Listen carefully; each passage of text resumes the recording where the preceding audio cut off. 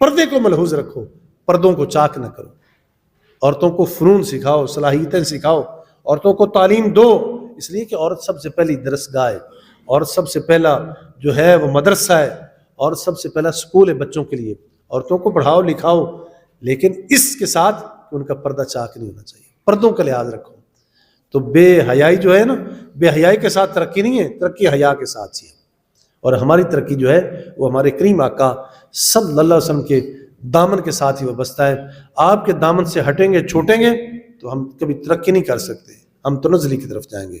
اور سن لو، وہ مغرب والے آج یورپ کے اندر، جو جن ریاستوں کے اندر، جن شہروں کے اندر جس جگہ بہت زیادہ برائی تھی نا، ہمارے علماء اب ان کا بہت سارا وزٹ رہتا ہے۔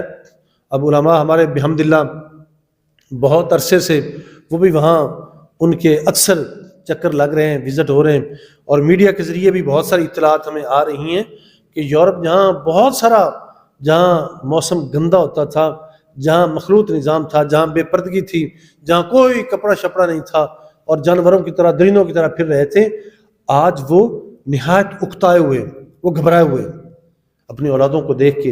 اولادیں بدتمیز ہیں، کوئی ماں کا لحاظ نہیں، کوئی بیٹی کا لحاظ نہیں، کوئی بہن کا لحاظ نہیں، کوئی کسی کا لحاظ نہیں۔ بیٹے ماؤں کے اوپر چڑھ رہے ہیں، بہنوں کے اوپر چڑھ رہے ہیں۔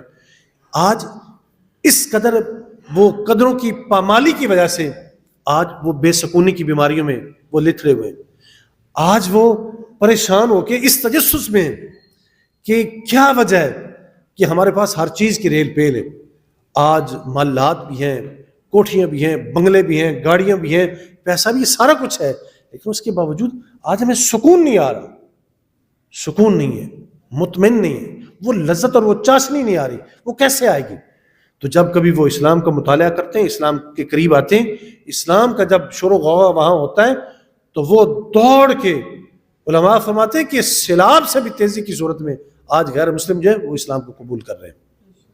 آج وہ دوڑ کے، بھاگ کے، آج وہ اپنی اس جو ہے غیر اخلاقی حرکتوں سے پریشان ہو کے اور اس کو قریب سے دیکھ کے آج وہ مختلف بیماریوں کی صورت میں آج لتھڑ کے آج وہ اس حقیقت کی طرف آ رہے ہیں کہ اگر زندگی کا خواص ہے، اگر سکون ہے اور لذت اور حقیقی چاشنی ہے تو وہ فقط اسلام میں ہے۔ تو آج وہ تیزی کی طرح، وہ تیزی اور بجلی اور سیلاب کی صورت میں آج وہ اسلام کی طرف راغب ہو رہے ہیں۔ تو اس لیے میرے عزیز و صاحب و بھائیوں، اگر حیات، جس کا نام زندگی ہے، جس کا نام انسانیت ہے، اگر وہ ہے تو فقط اسلام میں ہے، اور اسلام کے سوا کچھ نہیں ہے۔